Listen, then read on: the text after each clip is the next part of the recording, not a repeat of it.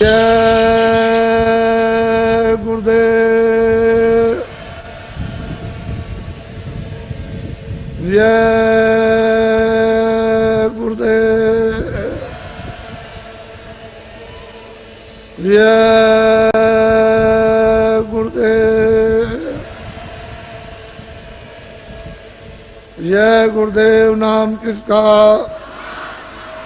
जय गुरुदेव नाम किसका, जय गुरुदेव नाम किसका। देखो ये मनुष्य मंदिर है, भगवान ने आपको अमूल्य चीज दे दी है और सब कुछ आपके सुपुर्द कर दिया। उन्होंने अपने हाथ में कुछ नहीं रखा। इस मनुष्य को अनमोल चीज देकर के पूरी आजादी और पूरा अधिकार दे दिया। किसी तरह की भी उसने जरा भी किंचित मात्र भी रोक टोक नहीं रखी है। आप आंख से, कान से, मन से, बुद्धि से, हाथ से, पैर से जैसा चाहो वैसा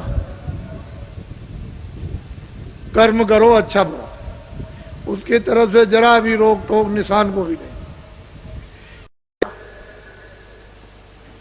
देश की जितनी भी वस्तुएं हैं अपनी, देश में जितने भी मानव हैं सब अपने।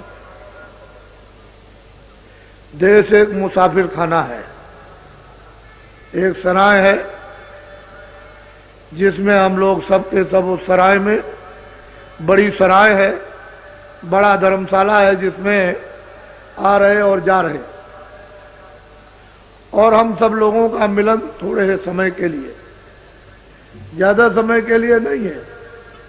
मित्र है, दोस्त हैं, परिवार है, बच्चे हैं, माँ है, बाप है, रिश्तेदार है, कौम है, कौमियत है, ये थोड़े दिन का यहाँ मिलन। इसका भी पूरा पूरा बोध करा देना है कि मुसाफिर खाना ये परदेश है, इसमें इस प्रकार का मिलन है। तो आप लोग जितनी देर तक मिलो जुलो सद्भाव से, सप्रेम, एक दूसरे के इस मुसाफिर खाने में जो धर्मशाला उसमें काम आओ, आप उसके काम आओ, वो आपके काम। इससे परस्पर ये मानो भौतिक बुद्धि, प्रेम, विवेक का बढ़ेगा। जब प्रेम आपस में विवेक का बढ़ने लगेगा तो भौतिक बुराइयां अपने आप छीड़ होने लगेंगी, कमजोर होने लगेंगी। उनकी तरफ से बुराई, तरफ से लगाव कम होने लगेगा। चाहे वो हिंदू हो, चाहे मुसलमान, चाहे सिख ईसाई, छोटा बड़ा, अमीर गरीब, कोई हो, लगाव कम हो। जब हम में आपस में प्रेम बढ़ेगा, भौतिक सांसारिक बुद्धि विवेक का, तो फिर हमको ये सुनने को मिलेगा कि हम तो विशेष काम के लिए यहां भेजे गए। मालिक ने हमको अनमोल अपनी कारीगरियों से हमको ये तन, ये शरीर, ये जिस्म दिया है, तो हमारा काम तो और है। इन्हीं के कामों के साथ में तो आपने फिर आत्मिक जागृति आप में होगी और फिर वो आत्मिक प्यास लगेगी। जब भूख लगेगी, प्यास लगेगी, तो आदमी उसके लिए कि हमको प्यास लगी है और ये सब अच्छा नहीं लगता, तो वो दौड़ेगा कहीं पानी मिल जाए। तो महात्माओं के पास में ये जल है, भोजन भी है और जल भी, वहां इनको आध्यात्मिक पीने को मिलेगा। उनके पास इसका मुहाना है, स्रोत है, झरना है जो निकल रहा। उस घाट पर अमृत की धारा निकल रही। पीने वाले पी सकते हैं, लेकिन आपको प्यास लगे तब मुंह बंद किए रहोगे, जबरदस्ती कोई मुंह में खोल करके अगर डालना चाहे पानी तो आप बंद कर लो, तो कैसे डालें? तो उसे प्यास के कारण मुंह खुल जाएगा। तो महापुरुष फिर शीतल, जैसे पपिया होता है, उसको जब प्यास लगती है तो इस पानी से उसकी प्यास नहीं जाएगी, वो घड़ों का घड़ों पी ले, लेकिन वो लेट जाता है पूर्णमासी के दिन और मुंह खोल लेता है कि मालिक मुझे बहुत प्यास लगी है, इस पानी से मेरी प्यास नहीं जाएगी। तो मालिक उसके प्रण को, उसकी तड़प को, उसकी प्यास को तो स्वाद की एक बूंद गिरा देता है, उसके मुंह में गिर जाती है, उससे वो जीवित रहता है। इसी तरह से महापुरुषों के पास जल है, भोजन है, वो आध्यात्मिक। लेकिन आप जब बाहर से अपना संबंध है, बाहर से अपने विचार और काम, भौतिक विवेक, प्रेम का नहीं बनाओगे, तब तक ये सब आपके लिए शत्रु हैं। ये चोट मारते हैं, जैसे हथौड़ी की चोट मारी जाती है, ऐसे ही शब्दों की चोट तीखी तीखी तीखी मारते हैं। तो उससे मतलब यह है कि शरीर जो है व्याकुल हो जाता है, बेध जाता है, और किसी के शब्द बर्दाश्त नहीं होते। लेकिन जब प्रेम हो जाएगा तो सब वही कड़ुए शब्द जो मारेंगे जैसे फूल लग रहे हैं, आपके दिल दिमाग पर उसका कोई असर नहीं किसी तरह का। तो असल में चीज यह है कि ये जो प्रस्ताव पास हुए ये काम के लिए, दया आपके साथ शामिल है। वो जब आप चलोगे तो निमित्त मात्र बन जाओगे, दया काम करेंगे। काम आपका कम और मेहनत कम और काम ज्यादा दिखाई देगा। ऐसा मालूम होगा कि पहले ही से कोई काम कर गया, लेकिन तुम निमित्त मात्र तो बनो। तुम निमित्त मात्र बन के जब तो प्राप्त करो, और तुम निमित्त मात्र नहीं बनोगे तो ये बोध और अनुभव कैसे होगा कि आगे कोई काम कर गया। आपने काफले में देखा और लोगों ने, सबने कानों से सुना, बुद्धि से सोचा कि लोग बैठे हुए हैं, कहते हैं अरे भाई आपका काफला अब आज आ रहा कि कल निकल गया? कह लगे भाई वो तो अभी पीछे आ रहा, अभी तो नहीं निकला। कह लगे जो लाखों आदमी कल से निकल रहे झंडी लेकर के और जय गुरुदेव बोलते हुए, वो कौन लोग थे? हमने भाई वो तो काफला पीछे आ रहा। सब लोगों ने सुना काफला पीछे आ रहा। जब आपको यह अनुभव हो गया कि देश के भूत भी, प्रेत भी आपकी मदद कर सकते हैं, तो आप ये बात क्यों नहीं समझते हो कि दया हमारे साथ शामिल हो जाए, हम निमित्त मात्र बन जाए, काम करने वाले आगे काम कर देंगे। तुम समझोगे कि ये काम तो पहले ही से तैयार है। तो उसमें आपको ये राज नहीं मालूम। तो अभी जो तकलीफ आ रही है, ये 92 का वर्ष है। इसमें विश्व और भारत के लिए इसमें राजनीतिक तरह तरह के उथल पुथल, ये नहीं कि सारे मुल्क में, सारे विश्व और भारत में, और सामाजिक जातियों का उथल पुथल, साथ ही साथ में धार्मिक, ये सब उथल पुथल होगा। और सारे विश्व में आर्थिक, ये मत समझो कि ये आर्थिक रुपए पैसे का उथल पुथल भारत में नहीं, सारे विश्व में, चाहे अमेरिका हो चाहे रसा हो। आपको तो जरा ज्ञान प्राप्त करना चाहिए। जो इतना कट्टर कम्युनिस्टवाद, जिसके लिए मैं कहता रहा कि भाई चीन भी खत्म हो जाएगा, पहले से चिल्ला रहा, तो ये मजाक समझते थे। ये समझते थे बाबा जी ऐसे ही अंधेरे में कह रहे हैं कि रसा खत्म हो जाएगा, ये चीन खत्म हो जाएगा, चीन बात खत्म हो जाएगा, ये बात खत्म हो जाएगा, और वो लोग मस्जिद में और मंदिर में जाने लगेंगे, और वो लोग अपनी देवी देवता की पूजा करेंगे। तो ये लोग उस समय पर मैं बोलता था तो मजाक समझते। आप इसकी प्रेरणा लो, जो अभी 6 महीने के अंदर में रसा में कितना बड़ा परिवर्तन हुआ कि कल कुछ आज कुछ, और फिर उसके बाद कुछ और उसके बाद कुछ, और बिल्कुल खत्म हो गया। तो क्या आप अपने यहां नहीं समझ सकते? उसको समझना चाहिए। दूसरे देश की मिसाल अपने यहां भी लेनी चाहिए। ऐसा नहीं कि गुमसुम बैठे रहे आंख बंद करके और बुद्धि को कुम्मक बना ले कुएं जैसा, और बस उसी में बस उतना ही, उससे आगे कुछ नहीं। तो बहुत बड़ा आर्थिक परिवर्तन, और इसमें बनेगा कारण। ये मेरी बात को अभी याद नोट कर लो कि 4 प्रकार के तो मुद्दे हैं, राजनीतिक उथल पुथल के, सामाजिक जातियों के उथल पुथल के, धार्मिक उथल पुथल, और रुपए पैसे का अर्थ का उथल पुथल। लेकिन इसमें शाखाएं अलग हैं, तो इसमें बनेगा कारण। ये 92 का साल चैत तक लगा रहेगा। अंग्रेजी महीने से तो खत्म हो जाएगा आपका दिसंबर में, जनवरी में खत्म हो जाएगा 1 जनवरी को। लेकिन ये 92 का वर्ष जो है वो चैत तक रहेगा। इसमें बनेंगे कारण। जब कारण बन जाएगा तो बच्चों कार्य, मैं इनको कोई कष्ट नहीं समझ, मेरी निगाह में तो ये कुछ तकलीफ तो आगे आने वाली। आप सब लोगों को तो ये प्रक्रिया पता नहीं कि कुदरत की, भगवान की क्या लीला।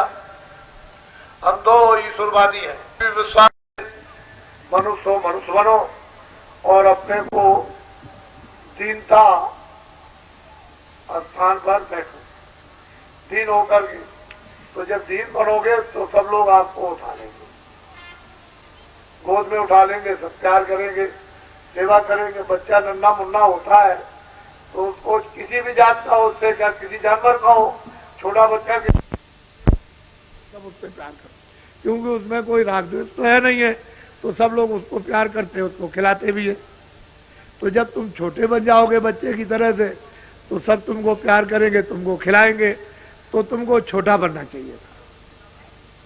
छोटे बनते तो फिर मतलब यह है कि बड़े, छोटे और बड़े बने तो बड़े से क्या होता?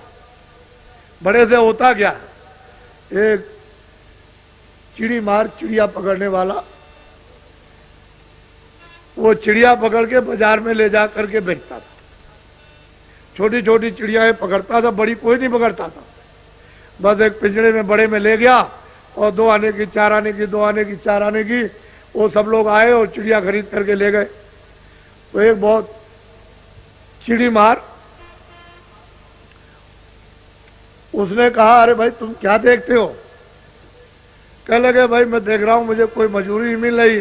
तुम देखते नहीं हो, ये चिड़िया ले आता है और बस आकर के यहाँ फटाफट 2-3 घंटे में बेच के चला जाता है, तुम भी चिड़िया पकड़ के ले आओ। तो वो बेचारा उसके कहने से गया, जंगल में इधर उधर देखता रहा, तो उसको देख करके चिड़िया उड़ गई, उस पेड़ से और दूर चली गई। तो एक तालाब में एक केकड़ा था, ऐसे बैठा हुआ था इस तरह से। तो उसने सोचा कि ये बहुत बड़ा भी है और मतलब यह है कि इसका दाम बहुत लगेगा। वो जितना चिड़िया सब बेची जाती है, जिनका दाम उतने ज्यादा इसी का दाम लग जाएगा।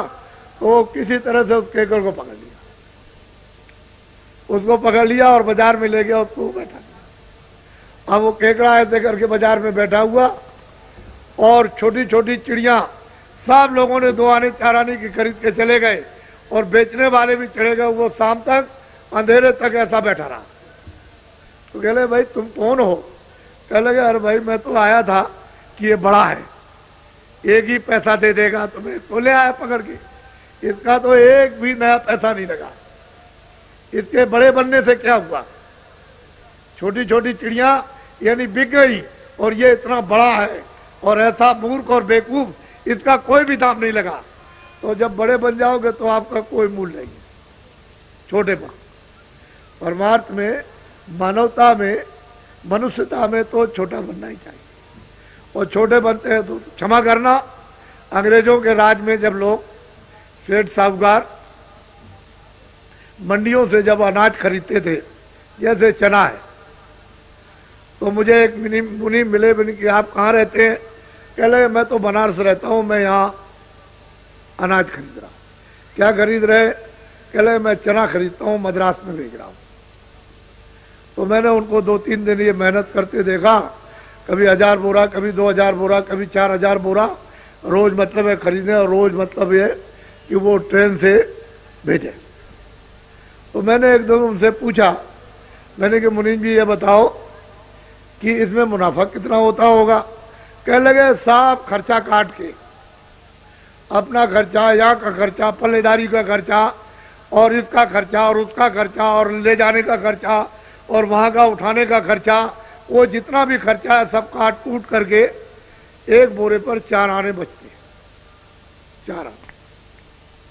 4 आने बचते। बस सब खर्चा काटने के बाद एक बोरे पर, 1 कुंटल पर 4 आने बचते, और 4 आने बचने पर भी वो करोड़पति है। तो उस समय पर कितनी मेहनत कि अच्छा से अच्छा सामान, और मतलब यह है कि ज्यादा से ज्यादा जब जरूरत हुई तो फौरन मद्रास, फौरन गुजरात, फौरन यहाँ, फौरन आसाम, और भेज दिया। और 2 आने बोरा बच गया, 4 पैसे बोरा बच गया। लेकिन वहां जनता को भूखों नहीं मरने देते थे ये लोग। आज यह है कि यहाँ पड़ोस में भी अगर चिल्ला रही हो जनता कि हम भूखों मर रहे, अनाज नहीं है, तो यहीं बगल में नहीं जा सकता, इसी जगह। तो एक सेठ साहूकारों का प्रबंध और एक इनका प्रबंध, जमीन आसमान का अंतर। ये चिल्लाते रह जाए रेडियो अखबार पर, और मौके पर वहां कुछ भी न जाए, और ये कहते हैं कि वो तो पहुंच गया, तो जनता को चकमा दिया, धोखा दिया, पहुंचा ऊंचा कुछ नहीं। तो पहले सेठ साहूकार इस तरह की सेवा करते थे। और कोई आया, सेठ जी आप बहुत बड़े हैं, आप बड़े दयालु हैं। यहाँ ये सब गायें जो चरती हैं जंगल में, यहाँ कहीं भी पानी पास में नहीं है, तो हमारी प्रार्थना है कि एक बावली बनवा दीजिए। उनका अच्छा ठीक है, चलो मुनीम जी एक बावली खुदवा दो, वहां जानवर प्यासों मरते। कहीं कुआं है, जरूरत पड़ गई, आदमी जा, कुआं बनवा दो। कह लगे बहुत आदमी आते जाते हैं, सेठ जी एक धर्मशाला बनवा दे। क्या अच्छा। तो वो अपने उस मेहनत से के उस कमाई में से पुण्य भी करते रहते थे। आज अगर कोई बना दे तो पैसे कहां से ले आए, तो वो भी एक काम नहीं कर सकता। तो धर्म में भी चोरी और धर्म में भी झूठ, और धर्मशाला बनवाने में, बावली बनवाने में भी धोखा और बेईमानी। तो ये बताइए कि अच्छे आदमी किधर रह गए। एक युग जमाना ये था, अच्छी कमाई थी, सब लोग शुद्ध पवित्र रहते थे भगवान का। अब तो सब गड़बड़ हो गया, अब तो उसकी दिशा ही दूसरी है, और वो आपको पकड़नी पड़ेगी थोड़े दिन के बाद। वो तो आप सब आपके सामने आ जाएगा, उसमें मतलब वो तो आपको पकड़ना ही है, बगैर पकड़े हुए काम होने वाला है ही नहीं। तो इसलिए उनको भी इज्जत मिलता था, कीर्ति होती थी, और वो भी समझते थे कि मेरी मेहनत में से कुछ लोगों की सेवा हो जाए, जनहितों की, तो अच्छा है। आजकल कुछ नहीं, आजकल तो सीधा दिल्ली और भोपाल दे आइए पूरी कमाई में से, तो रख लेंगे वो, और कहेंगे जो भी कमाओ लाओ याद है। तो बेचारा क्या करेगा, इसी काम के लिए सच्चा समझता है कि ये कारखाने दुकानें सब बंद कर दी जाए तो अच्छा रहेगा। तो अभी ये दोषी, जनता कहती है ये दोषी, बदला कहते हैं वो दोषी। तो ये सब बातें जो है अनर्गल, अनविचार, विवेक में कोई चीज जानकारी में नहीं, जो जैसे आया वो पकड़ा आपने, उसकी दिशा वगैरह कुछ नहीं, बस चिल्ला रहे सबके सब। तो असल में पूरा का पूरा माहौल ही बिगड़ गया। अब धीरे धीरे आपको इस तरफ लाया हूं, और इसमें ये चीज वहां तक पहुंच जाएगी, जंगलों तक। अब ये जंगलों के लोग भी चल पड़े और अपने आप को बदलने लगे। कितने कितने डकैत और चोर जो सरनाम थे, उन्होंने सब अपने अट्टे कट्टे, बंदूक, राइफलें बाहर की, ये वो सब उठा करके जमीन में गाड़ दी, और अच्छे सज्जन बन के भगवान का भजन कर। तो कहने लगे मुझे महाराज अब कुछ नहीं करना, मैंने जो कुछ भी दुनिया में किया था सब कर लिया। अब तो मुझे अपने किए हुए की क्षमा याचना करनी है, पश्चाताप। अब मैं ये काम कभी नहीं कर सकता। जब मेरी समझ में नहीं था, मेरी समझ में आया। अब मुझको मतलब ये कुछ अंकुर, कुछ बुद्धि विवेक में आया, ये मनुष्य शरीर जो कुछ रह गया उससे कुछ काम कर लिया। तो कितने चोर कितने डकैत बदले। ऐसा मत तुम्हारे बीच में से उठा ले और तुमको लेके चले जाए और आप कुछ नहीं कर सकते हो। ऐसे लोग यहां बैठे हुए हैं यहां पर, और अब साधु हो गए। कुछ नहीं, अब उनको तमाचा भी मार दो, कुछ नहीं तो उनको जरा कड़ी बात कर दीजिए तो बस समझ लीजिए कि आपका लापता हो गया, पता नहीं लगेगा।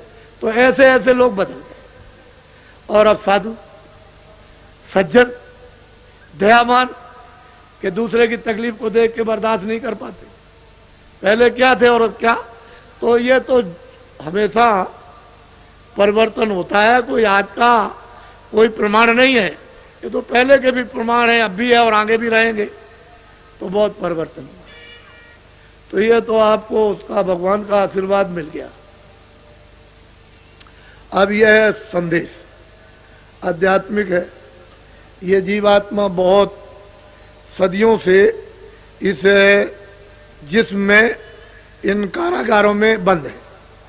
वैसे तो आपकी आजादी जो थी उसी का आपने दुरुपयोग कर लिया, तो कर्म बंधनों में आप बंध गए, इसलिए ये सजा भोग रहे हो। ये पशु पक्षी चार ही खाने हैं, अंडज, पिंजर, उगमज और अस्तावर। जो अंडे से पैदा होते हैं वो सब अंडज, जो भी अंडे से पैदा हो उसको अंडज खान कहते हैं। जो पिंड से पैदा हो, जेल से, वो सब पिंडज कहते हैं। उगमज कहते हैं जो जमीन से निकल आए, जीव जंतु आदि जब निकल आते उसको उगमज खान कहते हैं। और अस्तावर कहते हैं वृक्ष आदि जो पृथ्वी पर खड़े हुए। तो ये जीवात्माएं कर्म करके अस्थावर में यानी वृक्ष आदि योनि में चली जाती और हजारों हजारों वर्ष तक जो है वहां खड़ी रहती। ऐसी जगह पर उनको जन्म दे दिया जाता है। जैसे नाखून है तो इनको आप काट दीजिए, यानी पके हुए नाखून तो कोई तकलीफ नहीं, ऐसे डाल काटिए, ये काटिए, ऐसे काटिए, तो जीवात्मा को कोई भी उस पर तकलीफ नहीं, कोई आवाज नहीं। उस तकलीफ का नाखून काटिए, बाल काटिए, मूछे काट दीजिए, दाढ़ी रोज बनाते हो तो आपको कोई तकलीफ नहीं। लेकिन चमड़ी काटो तो फौरन चिल्ला पड़ोगे, कच्चा नाखून काटो चिल्ला पड़ोगे। तो कुदरत ने ऐसी चीजें बना करके आपको दी हैं कि जीवात्मा को जहां जरूरत है वही तकलीफ और एहसास होता। तो वो योनि है 4 खाने 84। अब नस्लें हैं, 84 लक्ष नस्लें हैं। पिंडज खान में कई नस्ल के पंछी, कई नस्ल के जीव जंतु, कई नस्ल के सांप, कई नस्ल के पंछी, कई नस्ल के कीड़े हैं, कई नस्ल के जानवर हैं। ये सब छोटे बड़े जानवर। तो ये अलग अलग कई नस्ल के पेड़ हैं, कई नस्ल के उपज जीव हैं। तो उसमें 84 लक्ष, ये 4 खाने। तो इसमें जीवात्मा बेचारी बंद, अपने कर्मानुसार सजा दे दी गई, भोग रही। आपको कोई अधिकार नहीं है कि भगवान ने उसको सजा दी है तो आप उस पर जुल्म करो। तो किसी जीव जंतु को आप अपनी समझ से उसको काटो मत। पशु हो, पंछी हो, कोई भी हो, आपको काटने का जिसको जिसने बनाया वही उसका जिम्मेदार है। वो बना भी सकता है, बिगाड़ भी सकता है। तो बनाएगा और बिगाड़ेगा, आपको अधिकार नहीं दे। क्यों कि आपको बिगाड़ करके फिर उसमें भेज देगा, सजा दे दे, तो फिर कितनी पीड़ा, कितना दर्द होगा। और नरक है अलग, वो दिव्य नेत्र ज्ञान चक्षु से देखने को मिलते हैं। लाखों लाखों मीलों की लग्गियां होती हैं, यानी बांस जैसी लग्गियां। तो उन पर बड़े बड़े नुकीले ऐसे कोच करके और ऐसे जलाते रहते, और वो तड़पते रहते हैं उसको करोड़ों करोड़ों वर्षों तक। 1 2 नहीं, कितने जलाने वाले लगे हुए, वो जलाते रहते हो, चिल्लाते हो, वहां कोई नहीं जाता, कोई है ही नहीं। कौन सुनेगा उनकी तकलीफ को। तो जो किया है तो भुगतरे जिया, और तूने गुरु पूरा ढूंढ न किया। अगर गुरु को पूरा ढूंढता तो इस जिल्लत से, उस मुसीबत से, इस आफत से और इस पीड़ा से बच जाता। तूने तो किया नहीं, तू इसमें लगा रहा। तो और एक नरक नहीं, अनेक नरक। जलाने वाले अलग, दूसरे नाम के सड़ाने वाले अलग, तीसरे नाम के काटने वाले अलग, ये अलग अलग हैं, ये अनेकों नर। उसने इनकी सजाओं के लिए सब स्थान बना रखे और वहां उनको डाल दिया। रोते चीखते चिल्लाते कौन से?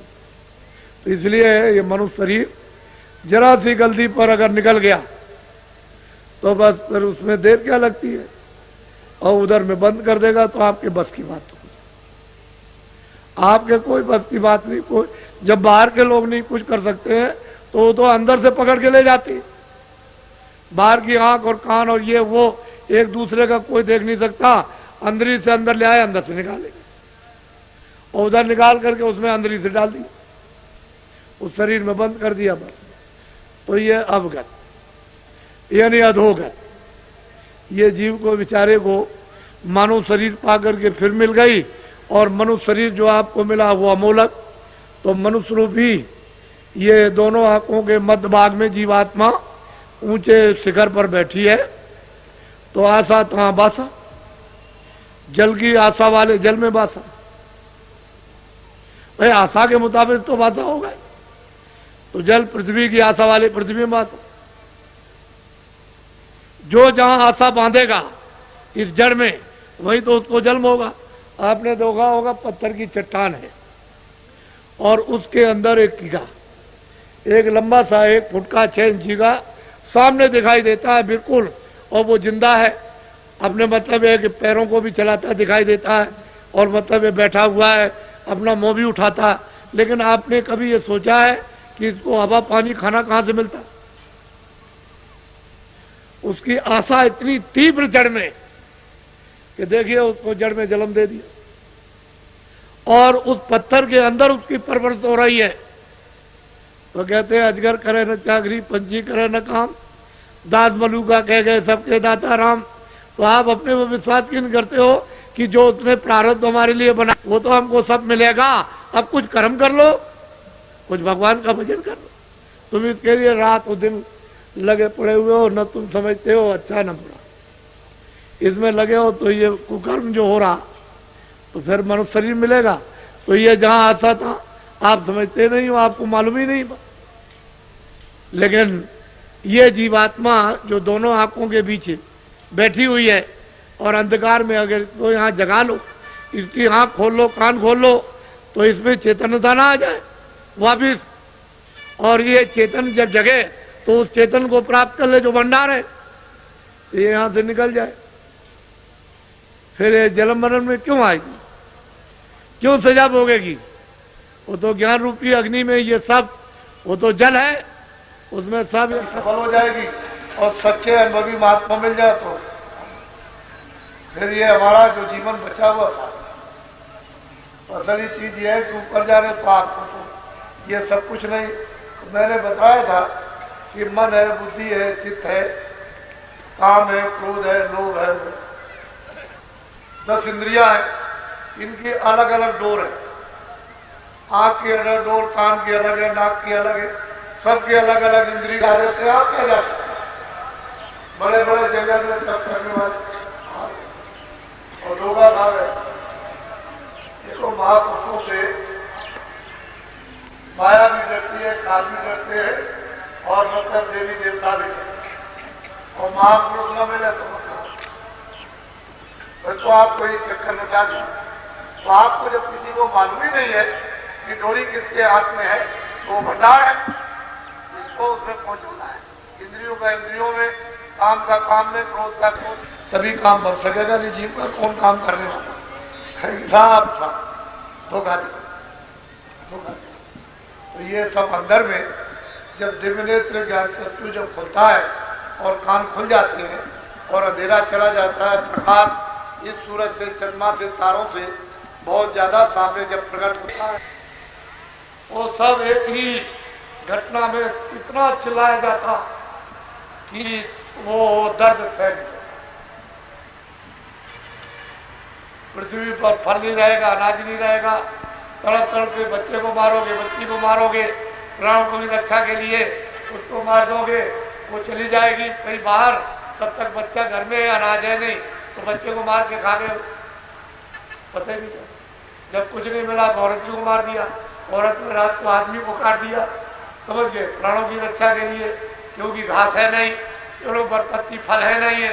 तो जब ये नहीं रहेंगे जंगल में घास नहीं, तो जानवर तड़प तड़प करके चारों तरफ दौड़ेंगे और गिर जाएंगे। जो जिसको पाएगा वो एक दूसरे को खाएगा। वो तो बहुत ही, यानी मतलब ये है कि ऐसा मतलब भयावह दृश्य है।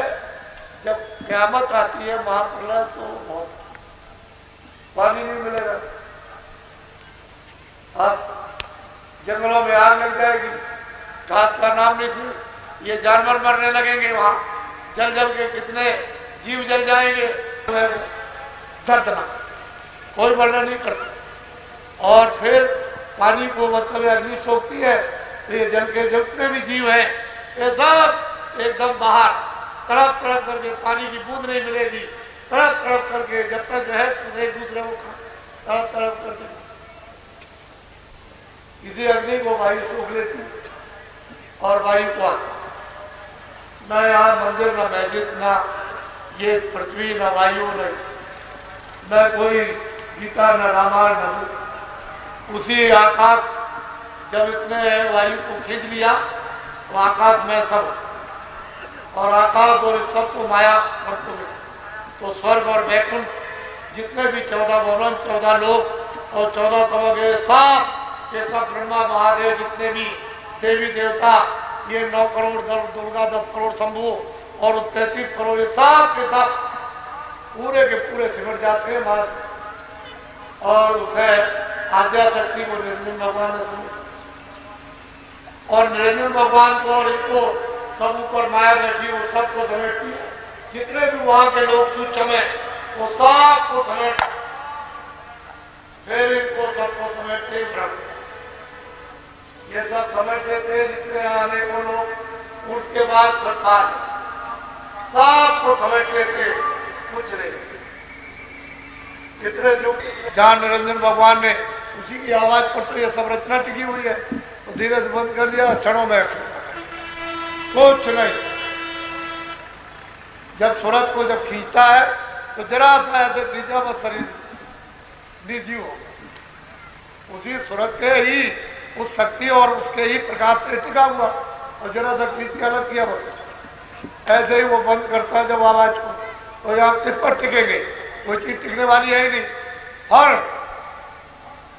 पलक के मार के ऐसे ऊपर का वो फिर मतलब है कि माया, वो प्रकृति बंद करेगी, आद्या महाशक्ति निरंजन बंद कर लेंगे, माया बंद करेगी, फिर वो ब्रह्म बंद करेंगे आवाज, ऐसे बंद कर लेते हुए खेल।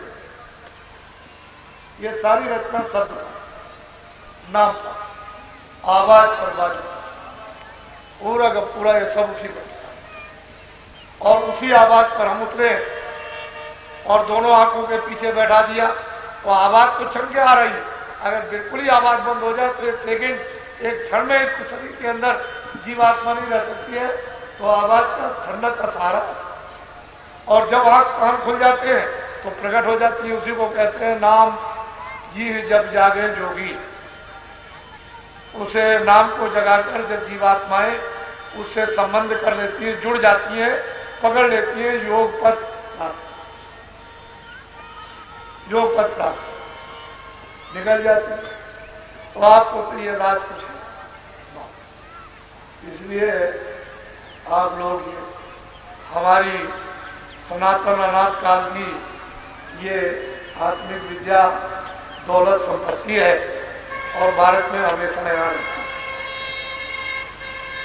इसके पूरे जानने वाले महापुरुष पूरे हमेशा, एक जाएगा दूसरा तैयार, दूसरा जाएगा वो बहुत फिर तैयार, तीसरा जगह है।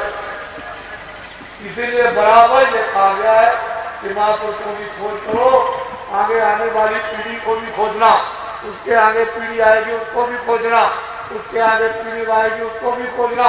इससे ये पता चलता है कि वो यहाँ आने इस मनुष्य तन में रहते, लेकिन उनको कोई जान पहचान नहीं पाता, समझ नहीं पाता, फर्क नहीं पाता। और वो किसी के ऊपर दया कर दे तो दया तो हो रही है कि चलो जल्दी से अपने ये परदेश है, यहाँ घर नहीं। स्वर्ग भी अपना घर नहीं है। ब्रह्मांड ने, मीराबाई ने, रैदास जी ने, कबीरदास ने, तमाम महात्मा आए, तुकाराम आए, करणदास जी आए, तमाम महात्माओं ने कलयुग में इन जीवात्माओं को मनुष्य रूपी इस मंदिर से जगा करके और पहुंचाया वहां, और आते और जाते रहे। जब पूरा समय उनका यहां का समाप्त हुआ और नहीं कितने पहुंच गए। इसी तरह से जीवात्मा, तो ये छोटा मोटा जिम्मेदारी का काम नहीं, ये सबसे बड़ी लोग में जिम्मेदारी, बड़ा सुलभ है, बड़ा सीधा। तो साथ साथ ये भी विद्या लो और ये भी काम अपने से। मैंने तो कभी ये कहा नहीं है कि आप खेती छोड़ो, दुकान छोड़ो, दफ्तर छोड़ो और कपड़े छोड़ दो, खाना छोड़ दो, बच्चे छोड़ दो। मैंने तो आपको हमेशा ये बताया कि ये सब काम करके और बाल बच्चों की सेवा करने दो। रास्ता मैं सीधा बताता हूं, मदद कर दूंगा आपकी, तो जल्दी से सहारा मिल जाएगा। तो सीधा चलो आप अपनी जीवात्माओं से सच्चे भगवान का बोलो। घर में गृहस्थी में अरे 23 घंटे और काम करो, 1 घंटे थोड़ा सा इसमें समय दे दो, 5 मिनट, 10 मिनट, 15 मिनट, तो दिन भर 5-5 मिनट जोड़ लेना, 1 घंटा कर दे, 23 घंटे अपने काम करो। तो ये सुना। लेकिन घर बार छोड़ के जो साधु बन गए, चाहे आप उज्जैन में जाओ, काशी में जाओ, अयोध्या, मथुरा जाओ, भगवान का भजन नहीं करना, से भी दूर चले गए भगवान। एक भूसा से भगवान नहीं मिलता, दाढ़ी बाल पढ़ने लिखने से मिलता नहीं। वो तो जब जीवात्मा जगेगी तभी काम। तो उससे बहुत दूर हो गए। उन पर तो काम, क्रोध, लोभ, मोह, अहंकार, ये भूत सवार हो गए और वो चड्डी लिए हुए उनको हट नहीं सकते। उनके पास हटाने का कोई उपाय नहीं है। तो मतलब है कि चड्डी लिए हुए, बुद्धि भ्रष्ट किए हुए। जब क्रोध आएगा तो बुद्धि भ्रष्ट होगा और झगड़ा हो जाता है तो धर्म नष्ट होता, धर्म नष्ट हो जाता, मानव धर्म चला जाता। और क्रोध आएगा तो बुद्धि नष्ट होगी। वह आप जब ये काम करोगे तो फिर ये तो हो ही जाएगा। तो महात्मा बन के आपने झगड़ा किया और क्रोध आपको आ गया तो बुद्धि नष्ट हो गई। आपकी समझ में अध्यात्मवाद क्या है? और कितनों की जाने चली जाए, धर्म के नाम पर क्रोध आए, बुद्धि भ्रष्ट हो जाए, कितनों की जाने ले लो, तो दया कहां रह गई? इसलिए दया तो कल्याण का, ये तो आपको रखना ही पड़ेगा। और जब दया जीवों के प्रति नहीं होगी तो कैसे होगा? सब जीवों को मुझको मान, इन जीवों में होकर के मुझको मान ले, मुझको देख ले कि ये मैं ही यहां पर हूं, मैं इनसे अलग हो गया हूं, मैंने इनको अधिकार दिया है, ये खेल है और तू इन पर दया, तो दया करोगे तो पहचान लेंगे। बात कोई भी आदमी ये समझना नहीं कि मैं नहीं रहूंगा तो काम नहीं होगा। सब अपने आप को नए सोचो कि मैं बिल्कुल नया हूं। पुराने से पुराने जो 20 साल के, 30 साल के, अपने आप को नए, जब तक ही आपको आदेश न मिल जाए कि आप किसी का काम करो तब तक ये काम करना नहीं, ये सब हो जाए तुम्हारे ऊपर आएगा और बड़े से बड़े नर्क में सजा मिलेगी। ये काम करना नहीं, क्योंकि तुम इस बोझे को उठा नहीं सकते हो, जो जीवों का बोझा, ये कुकर्म का बोझा उठा नहीं सकते हो। और तुम अपने मन मस्ती में अगर कुछ काम करने लगे तो ये बोझा तुम्हारा, ये बहुत हो जाएगा और फिर जुग जुग नहीं उठेगा। तो अपने आप को नया, बिल्कुल मैं नया हूं, कुछ नहीं जानता हूं, तब आप अपनी चीज को बचा सकते हैं। जो चिंगारी है, जो थोड़ी बहुत आपको मिलती है, उसकी हिफाजत कर सकते हो जरा देर में, खत्म। उसका धन और खजाना हिफाजत से बिल्कुल बचा करके रखो, कोई हाव भाव से ये न जान सके कि आपके पास में एक पैसा भी है, तब ये बचेगा। और जरा सा भी आपने इसका कुछ आपने कुछ तो लुट गए, आपके पास कुछ रहेगा नहीं। इसलिए संभल के हिफाजत। जब आपको नहीं कहा कि वही सिद्ध है ज्ञान, तो आप क्यों उसमें फंसते? बहुत लोग टाट कर करके प्रचार करेंगे, जो तो हम सबको सुनाते हैं, सबको बताते हैं, तो ऐसा काम मत करना, नहीं बड़ी सजा मिलेगी। पीछे चिल्लाओगे, ये नकल का काम मत करना, नकली काम करोगे बहुत सजा मिल जाएगी। आप अपने बचने का काम करो, जिस काम के लिए आए वो काम करो अपना, ताकि आपका छुटकारा हो जाए और आप खुद अपना नहीं कर सके, दूसरों की तरफ जुड़ गए तो आपके पास क्या कुछ। तो बहुत से लोग ऐसे अज्ञानी, और मतलब यह है कि क्रोध में बुद्धि नष्ट करके ऐसी नकल करते हैं तो नुकसान है। ऐसा काम कभी मत, और ये कभी मत समझो कि मैं नहीं रहूंगा, मैं तो जहां कोई नहीं है, चलो मैं अभी चलता हूं देहात में और मैं तुमको जमघट अभी दिखाई देता हूं वहां चल करके, और तुम लोग छुप के देखना और देखो कितना बड़ा जमघट सुनने को आता, जहां कोई भी सत्संग नहीं। तो ऐसा क्यों समझते? जो तुमसे सेवा हो जाए, आंख की, कान की, हाथ की, पैर की, धन की सेवा करो, अन्न की सेवा करो, पानी की सेवा, रास्ते में खड़े हो जाओ कि भाई इधर में संदेश हो रहा, तुम बता दो, इसका भी तुमको पुण्य मिल जाएगा, वो काम करो तुम अपना आध्यात्मिक पुण्य लेने का। ऐसा काम मत करोगे अपना भी नष्ट हो जाए और तुम भी वंचित हो जाओ, लोग भी वंचित हो। तो महात्मा ऐसी चीज आपको देते हैं कि जिससे आप कल्याण हो जाए। ये तो बहुत सुलभ है, लेट के करो, बैठ के। तुम बच्चों को पैदा होने देते, वो तो मालिक अपना विधान रखे है और मतलब ये वो अपना इंतजाम किए हुए, तुम उसके खेल को क्यों बिगाड़ने लगे? वो तो पैदा करने का रास्ता तो आप उसको बंद कर। नहीं नहीं नहीं, तो 40 करोड़ की आबादी से अब इस समय आज 2 अरब की आबादी हो, तो आपने क्या कर लिया? क्या आपने कर लिया? बड़े नसबंदी गिरफ्तार करने वाले आए थे और अभी और रोकोगे तो और आबादी बढ़ जाएगी। कुछ नहीं कर, पता नहीं वो क्या हिकमत लगा के आपको क्या मालूम, तुम कोई उसके ठेकेदार? अरे जो ठेका दिया गया उसको तो किया नहीं, और उस रास्ते को बिगाड़ने लगे कि हम तुमको दुनिया में नहीं रहने देंगे और तू कहा हम तुमको निकाल देंगे। ऐसा ठेका लेने लगे, जो काम दिया था, जिसकी प्रतिज्ञा वो तो किया। इसलिए अब उस काम को नसबंदी गिरफ्तार को नहीं करता। इसको ध्यान में जो किया है, एक बार देवियों जब महीने में मासिक होता तो आप लोग 5 दिन तक कभी स्नान मत करो, हाथ पैर धो और कपड़े 10 बार बदलो, लेकिन स्नान मत करना, शरीर पर पानी मत। जब तुम पानी डालोगी तो खून खराब हो जाएगा, रखे खून मिलेगा।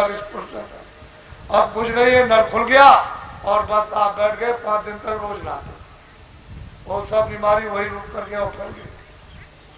अब वो निकाले नहीं निकलती है। अब तो ये आप घर में बच्चियों को सबको बता, जिसका जो, और आप इनको छुओ मत, दूर रहो। खाना पीना भोजन इत्यादि नहीं छूना चाहिए, इससे भी बहुत भयंकर बीमारियां आ जाती हैं, तो अलग रहो। और जब नहा लो उसके बाद में, तो ये महात्मा बताया करते थे, ये महात्मा का काम नहीं था, ये तो पंडित जो आपके घर में वो बताया करते थे, और पंडितों ने बता रखा था माताओं को, वो माताएं घर में बताती तो आपने बच्चों। ऐसी नई सभ्यता और ऐसा नया चरण आया मतलब विचारों का कि ये सब खत्म कर दिया और लोग ही हो गए। अब ये बातें कोई बता नहीं सकती जो आपको हम बता रहे। ये तो आपकी बात थी, इसको पहले ही बता गया, लेकिन सब रोगी। इसलिए ये तो करो मत, जो किया तो कर लिया, वो तो आपको दंड मिल ही जाएगा। लेकिन हाँ, अगर कहीं आ गए तो क्षमा भी हो सकता है, जब आप प्रार्थना तो क्षमा भी कर सकता है, लेकिन महापुरुष क्षमा करेंगे और कोई वो तो क्षमा करना ही है। काल रूप में किनकर भ्राता, शुभ और शुभ कर्म फल जाता। मैं काल रूप हूं और सबको शुभ और अशुभ कर्म का मैं सजा, मैं किसी भी कर्म को माफ हूं। वह तो ये, तो वो तो बाड़ी ऐसी है, अखंड है, वो तो इधर उधर हो नहीं सकती। अब महात्माओं के पास जाओ, उनके पास ये क्षमा, वो क्षमा नहीं करेगा जिसने विधान रखा। जो इसका इंसाफ करता है वो क्षमा नहीं करता। उसके आगे आने जाने वाले वो क्षमा। तो वहां आप पूछ नहीं पाओगे तो क्या? ये सब चीजें आपकी जरूरत की थी, उसको समझ लेना चाहिए। तो पहले ही आपने नहीं समझा और आप एक तो ये हो गया, एक तो चीजों में फंसे, तमाम चीजों में फंसे। या छोटे बड़े बहने सबको सब पसंद। और ये अमूलक चीज जो, और जीवात्मा को कोई शिष्य बना नहीं सकता, ये उसका इसमें रूप है। तो अपने आप को शिष्य सब बने, क्योंकि मालिक के रूप को, मालिक की चेतनता को कोई मतलब शिष्य नहीं बना सकता। वो जो शिष्य बनने की बात है वो होगा जब तक अपने को बोध नहीं होता है, काम है, क्रोध है, लोभ है, मोह है, इनको दूर करने के लिए तो आप शिष्य। लेकिन जब ये आत्मा जाग गई तो नहीं गुरु और नहीं चेला, सब में बोले एक अकेला। वहां न गुरु है न चेला। ये विकार है, तभी तक अपने को समझते हो मैं शिष्य हूं, और आप अपने को समझते हो गुरु। और विकार दूर हो गए, वो तो समझते ही नहीं आपको शिष्य, वो तो अपने आप को समझता है शिष्य। तो मालिक के रूप को शिष्य होता है, न गुरु बना सकता, वो तो मददगार है, सेवादार। और वहां तक पहुंचा देगा, वो खुद पूछेगा कि कौन लाया, तो वो खुद चिल्लाएगा कि बलिहारी उन गुरु की जो गोविंद जी होता। ये सब श्रेय और सब कुछ है, ये उनका है जिन्होंने आपके पास। तो मैं तो मृतलोक में उनको सबसे बड़ा वो कहता, उन्होंने कुछ नहीं कहा, वो तो कहते हैं हम तो इस सेवक। तो मालिक के उस रूप को शिष्य नहीं बना सकता। ये बड़ा गहन विषय है। और अगर शिष्य बना लिया और गुरु बन गया तो सीधा नरक को, दरवाजा को। अंधा गुरु और बहरा सेवा वो हो नरक में ठेला ठेला। तो आप ये विद्या उस तरफ ध्यान रखें, तो आप इसको प्राप्त करो। जो सरलता से आसानी से मिले उसको ले दो। अरे घर में गंगा बहे आपके गांव के किनारे, तो सबको उस ब्रह्म गंगा में अपनी आत्मा को अपना करना चाहिए। और नहीं करते हो तो फिर वो समय निकल जाएगा, वो तो मतलब है बहती हुई निकल गई और फिर सूख गई। तो आप क्या समझते? ये भागीरथी थे, वही ब्रह्मगंगा जाए। ब्रह्मलोक से उसकी धारा, आसमानी आवाज, उन लोगों में बड़े बड़े दरिया बहे। कितने बड़े बड़े दरिया है जिनकी पैमाइश कोई नहीं कर सकता, और उन्हें निर्मल स्वच्छ, बालू का, मिट्टी का कोई नाम निशान नहीं। और नीचे देखो तो कितने लाख नीचे दिखाई देता है उस पानी में। अब पानी कहे कि क्या, तो मालिक की लीला। ऐसे ऐसे दरिया, जब ये रूहें जाती है जीवात्माएं वहां, उसके किनारे तो स्नान करती है। एक दो नहीं, नदियों के किनारे स्नान करती है। मालूम होता है कि सारी आत्माएं तो यहीं नहा रही होंगी। अब वो तो ऐसा, वो तो अमृत है। ये पानी नहीं है, ये न यहां कोई मिट्टी, न ऐसी मिट्टी जहां वो बह रही। ऐसे ऐसे विशाल बड़ी बड़ी नदियां, बड़े बड़े मतलब नाले, समुद्र बड़े बड़े, ये सारा विश्व है। वो मतलब यह है कि मालूम होता है कि एक इतना सा टुकड़ा, ऐसे ऐसे उन लोगों में। जब वो सोते देखती हैं तो वहां का इतना ले आए तो यहां की क्या कीमत है। ऐसे आपके लिए उसने आराम, आनंद उन लोगों में रचना, ये सब मतलब ये कर रखी है, सब कुछ आपके लिए। आप यहाँ गलीज में पड़े हुए हो तो ऐसा।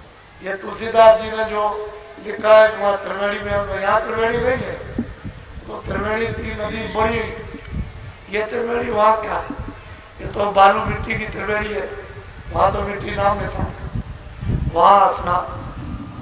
प्रकृत पार प्रभु उर्वासी, ब्रह्म निरिय विरज अविनाशी, काम होकर कारण। कहते हैं सबका सृजनहार तो पड़े, लेकिन रास्ता है, नाम को आवाज को पकड़ो तो पकड़ के चल चलोगे। उसने पौड़ी बना रखी है सीढ़ी, तो चल चलो सीढ़ी पर, महापुरुष धीरे से चला लेते, अपने आप तो चल के जा न पाओगे। तो मुसलमान सिख ईसाई कोई भी विवाद सामाजिक हो या जातियों का हो या धार्मिक, मोहब्बत प्यार से सब कुछ हल किया जाए। मोहब्बत प्यार में इतनी शक्ति और ताकत है कि किसी के भी दिल दिमाग को जीती। मोहब्बत प्यार में मुसलमान की लड़की हिंदू के साथ, हिंदू की लड़की मुसलमान, और माँ बाप समाज के लोग कुछ नहीं। मोहब्बत प्यार में मकान ले लो, जमीन ले लो। मोहब्बत ही प्यार में, सम्मान में ही लोग दान दे देते, ये सब है। और मोहब्बत और प्यारी में लोग सब ध्यान देते, घर बार छोड़ के। तो मोहब्बत और प्यार बहुत बड़ी चीज है, और वो हम सब लोगों में आप मंदिर ले जाओ, घर ले जाओ, ये ले जाओ, और मोहब्बत प्यार नहीं है, मान सम्मान नहीं, तो मतलब यह है कि कोई चीज एक नहीं दी जाए तो वहां झगड़ा हो जाएगा, कत्लेआम हो जाएगा। तो अपने लोगों को इस धर्मनिरपेक्ष और प्रजातंत्र में कत्लेआम से करता है। ये राजनेता अपने अपने स्वार्थ के लिए दिल्ली की और प्रांतों की गद्दी के लिए हिंदू मुसलमानों का, सिखों ईसाइयों का कत्लेआम का, जब देखेंगे तो एक दूसरे मुल्क को कत्लेआम करा, अपने लाभ के लिए करोड़ों मर जाए। अभी बस कहेंगे कि हमको बड़ा अफसोस है, करोड़ों चले जाए एक ही झटके में, कहेंगे हमको बड़ा अफसोस है, 2 करोड़ मर जाए अपने साथ। आप लोग इनसे बचो। घर में रोटी बनाते हो और रोटी को न पलटी जाए, उस गर्म तवे पर रोटी बना के डाल दिया जाए, न पलटा जाए तो क्या हो जाए? क्या हो जाए? जोर से बोलो। तो ये तो आप समझते हो कि जल जाएगी, और कुत्ते को बुलाओ, चुपकारो और रोटी डाल दो तो सूख करके चला। लड़के को अगर दे दोगे तो ठीक है, ऐसा है। जली रोटी किसके काम आई? रोटी भी गई, लकड़ी भी गई, और मेहनत भी की। आपने सब बना, क्योंकि विचार ही केवल इतना ही तो आपको करना था कि तवे में डाल के पलट गए, तो आटा भी चला गया, मेहनत भी चली गई और रोटी भी, किसी का काम नहीं। तो फिर पलट दो और तुरंत फिर पलट, और फिर पलट के उठा के चिमटे से जरा सा आग पर गर्म, उसकी गर्मी से पक जाएगी और उसमें मिठास आ जाएगी, और सब लोग उसको खाएंगे। मौत दारू और शराब का नशा, ऐसा नशा देश में है, जितनी भी छोटी और बड़ी से बड़ी बुराइयां, ये सब इस दारू के नशे से आती। अगर एक नशे का देश में त्याग हो तो 90% बुराइयों का विसर्जन हो जाए। और करके देख लीजिए आप, बाकी जो 10% रह जाए वो तो अपने चरित्र ठीक कर लो तो ठीक। तो आप जो कमजोरी जाहिर करते हुए जा रहे, इससे आमदनी होती है, तो बुराई से आमदनी करके और फिर इनकी भलाई कर सकोगे। ये तो जब आप चोरी और डकैती का धन इन पर खर्च करोगे तो इनका भी हाथ निकला जाए, वो भी हाथ से निकल जाए। तो ऐसा मत सोचो। बोलो जय गुरुदेव। जय गुरुदेव नाम किसका? जय गुरुदेव नाम किसका?